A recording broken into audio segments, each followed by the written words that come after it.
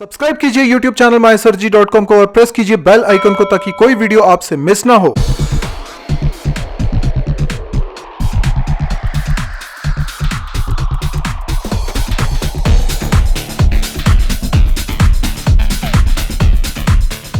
Hello and welcome. मैं मनीष खाने आप सभी का स्वागत करता हूं। इस सेशन में हम गेट 2019 के एप्टीट्यूड सेगमेंट के बारे में कुछ बातें करेंगे। मैं बहुत गेट एस्पिरेंट्स से मिलता हूं और उनसे बात करके मुझे कई बार ऐसा लगा कि कहीं ना कहीं एप्टीट्यूड सेगमेंट जो है वो गेट एस्पिरेंट्स बहुत सीरियसली कंसिडर नहीं करते हैं। लगभग सभी लोग अपने टेक्निकल सब्जेक्ट्स के लिए तो प्रिपेयर करते हैं, पर एप्टीट्यूड के लिए एक सिस्टमैटिक प्रिपरेशन नहीं करते हैं। और इस सेशन के माध्यम से मैं आपको बताना चाहूँगा कि एप्टीट्यूड सेगमेंट के लिए सिस्टमैटिकली प्रिपेयर कैसे किया जाए। अगर आपने आज तक भी कुछ प्रिपरेशन नहीं की है तो आप आज भी शुरू कर सकते हैं और अपने गेट स्कोर को एनहांस कर सकते हैं, इंक्रीज कर सकते हैं, बढ़ा सकते हैं।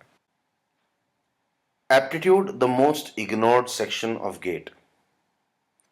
गेट में करीब करीब 15 लाख एस्पिरेंट्स होते हैं और ऑन एन एवरेज हम ये मान सकते हैं कि हर ब्रांच में करीब 2 से 2.5 लाख एस्पिरेंट्स होंगे। ये नंबर वेरी करता है ब्रांच वाइज, पर हम कन्वीनियंस के लिए इसको 2 से 2.5 लाख हर ब्रांच में मान के चलते हैं। और इसीलिए हर एक मार्क काउंट करता है।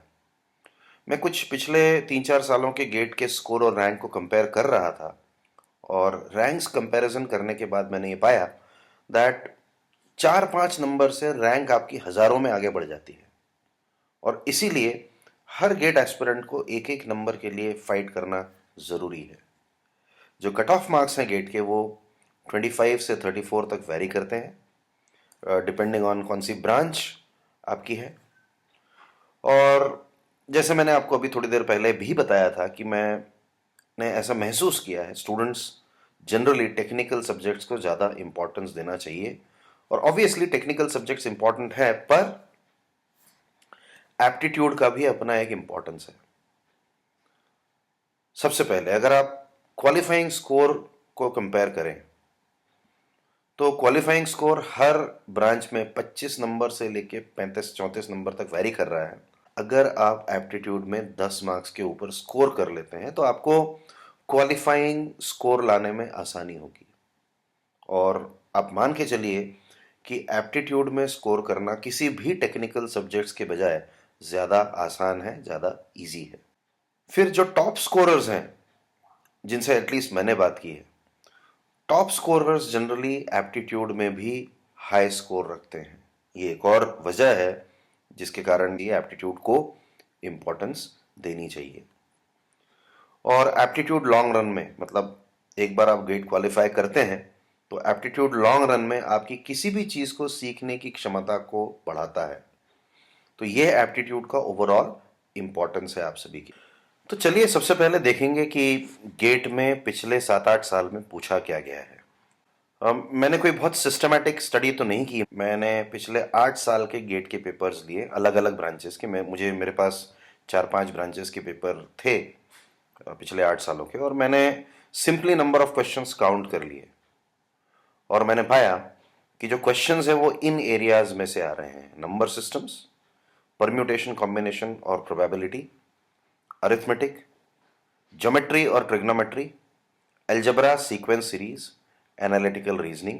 ये एप्टीट्यूड वाले एरियाज हैं।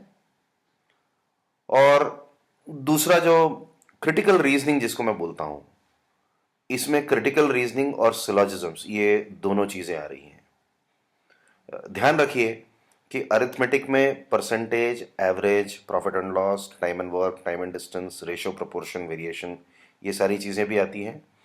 अलजेब्रा में इक्वेशंस, इनइक्वेशंस, फंक्शंस और ग्राफ्स भी होगा। और एनालिटिकल रीजनिंग भी अपने आप में काफ़ी वाइड एरिया है। Blood relations, direction sense, cubes, dice, calendars, ranking, arrangements, puzzles. तो एप्टीट्यूड सेगमेंट काफ़ी ब्रॉड है, पर इसकी प्रिपरेशन इतनी मुश्किल नहीं है। इसका रिलेटिव इंपॉर्टेंस भी देखिए। नंबर सिस्टम्स में मैंने करीब करीब 13% क्वेश्चंस देखे हैं। परम्यूटेशन कॉम्बिनेशन पे 13% देखे हैं। और परम्यूटेशन कॉम्बिनेशन पे पिछले कुछ सालों में इंपॉर्टेंस इंक्रीज हुआ है थोड़ा सा।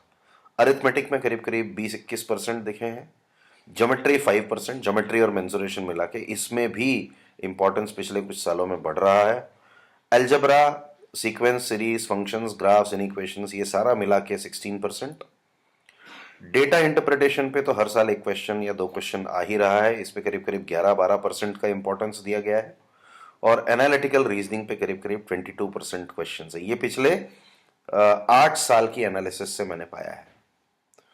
अब ये देखने के बाद आप ये जान जाएंगे कि आपको किन एरियाज पे इंपॉर्टेंस देना है अगर आप अभी से प्रिपरेशन की शुरुआत कर रहे हैं। अब हम गेट के क्वेश्चंस और जो दूसरे कॉम्पिटिटिव एग्जाम्स आती हैं जैसे बैंकिंग है, एसएससी है, इन दोनों एग्जाम्स में जो क्वेश्चन का स्तर होता है, इन दोनों को हम कंपेयर करके देखते हैं।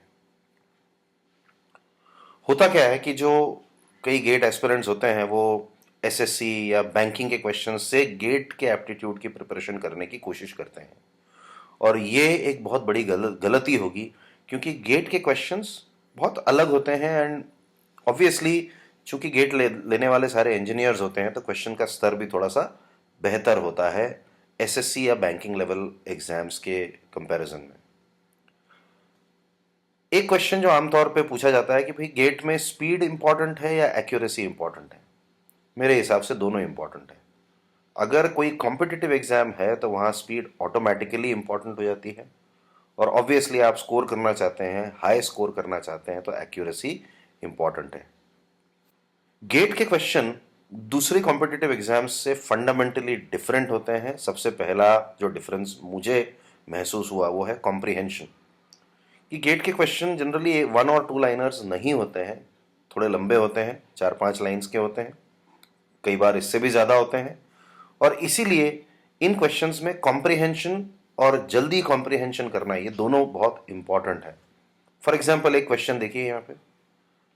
अब देखिए दिस क्वेश्चन इज 1 2 3 4 5 6 7 8। जब आप स्क्रीन पे देखेंगे ये क्वेश्चन करीब करीब 5 लाइन का तो दिखेगा ही। A transporter receives the same number of orders each day. Currently, he has some pending orders to be shipped, and if he uses 7 trucks, then at the end of 4th day, he can clear all the orders. If he uses only 3 trucks, then all the orders are cleared at the end of 10th day. What is the minimum number of trucks required so that there will be no pending order at the end of 6th day? And there are 4 options. अभी यहाँ पे मैं question solve करने की बिल्कुल कोशिश नहीं करूँगा। आपको सिर्फ ये बताना था कि क्वेश्चंस 1 लाइनर या 2 लाइनर नहीं आएंगे, और ये क्वेश्चन बेसिक से थोड़ा ऊपर के लेवल का है, इसीलिए एप्टीट्यूड की थोड़ी बहुत तैयारी सभी को करनी पड़ती है। दूसरा जो डिफरेंस है कि गेट के questions they demand a deeper understanding of the concept. सिर्फ सतही नॉलेज से आप गेट के एप्टीट्यूड क्वेश्चंस को क्रैक नहीं कर पाएंगे। एक और जो डिफरेंस मुझे दिखा कि गेट में पिछले 8 साल के पेपर्स में शायद ही कोई डायरेक्ट फॉर्मूला बेस्ड क्वेश्चंस मैंने देखा हो। हर क्वेश्चन में कुछ ना कुछ फॉर्मूले से हटके आपको करना ही था। अब आप इनमें से कोई भी स्टूडेंट हो सकते हैं। A, you not done much on aptitude so far, आपने एप्टीट्यूड पे ज्यादा कुछ किया नहीं है अभी तक। बी, you have done something but nothing concrete, आपने कुछ तो पढ़ाई की है पर सिस्टमैटिकली या मेथोडिकली पढ़ाई नहीं की है। और C, you feel aptitude was not a problem for you, आपको लगता है कि एप्टीट्यूड कोई बहुत बड़ी समस्या नहीं है। आप इन तीनों में से कोई भी कैटेगरी को बिलोंग करते हैं, फिर भी मेरी सलाह होगी आपको कि अगले 2-2.5 महीने जो बचे हैं आपके, इसमें आप अच्छे से प्रिपेयर करेंगे। करीब करीब 1-2 घंटे का टाइम इन्वेस्टमेंट अगर आप रोज करेंगे तो आसानी से गेट में आप वो 10 से 15 मार्क्स के बीच में एप्टीट्यूड में स्कोर कर सकते हैं। आपको इस चैनल को सब्सक्राइब करना है, इस चैनल को फॉलो करना है, और इस चैनल के अपडेट्स का इंतज़ार करना है। इन अपडेट्स के माध्यम से मैं आपको एक्चुअल एप्टीट्यूड के एरियाज पे कुछ ना कुछ टिप्स, कुछ ना कुछ क्वेश्चंस सॉल्व करके बताऊंगा। अब आपको क्या करना है, अगर आप गेट एस्पिरेंट हैं और आपने ये सेशन पूरा सुना है, तो इस सेशन में जो सैम्पल क्वेश्चन मैंने आपको दिखाया था, ये पुराना गेट पेपर में से ही एक क्वेश्चन था। आप इसका आंसर नीचे कमेंट्स में पोस्ट कर सकते हैं।